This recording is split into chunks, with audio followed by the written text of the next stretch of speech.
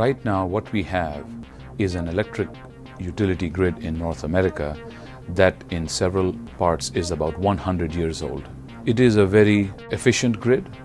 However, it is very rigid and relatively inflexible.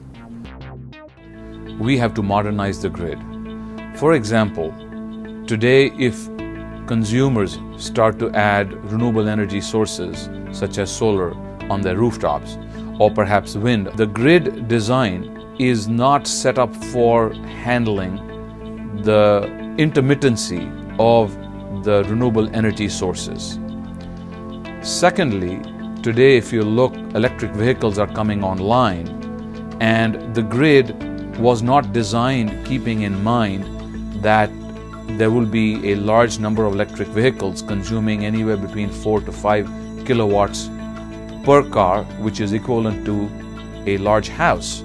Third, there have been significant advances in monitoring, sensing, communications, control, mobile computing, cloud computing, and so on and so forth.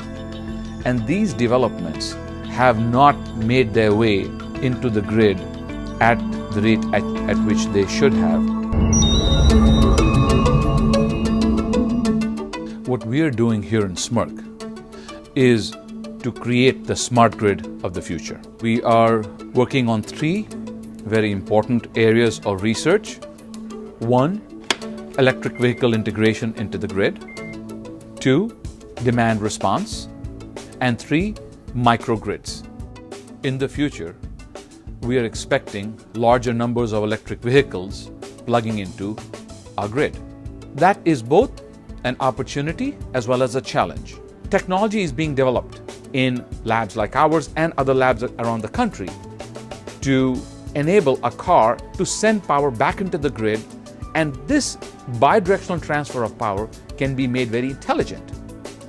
For example, if a utility operator is detecting that there is a frequency drop or shortage of energy availability on a hot summer's afternoon at 2 p.m., a signal could be directly sent into the electric vehicle, and that electric vehicle can automatically, within a fraction of a second, start to send energy back to the grid, thereby helping stabilize the local grid.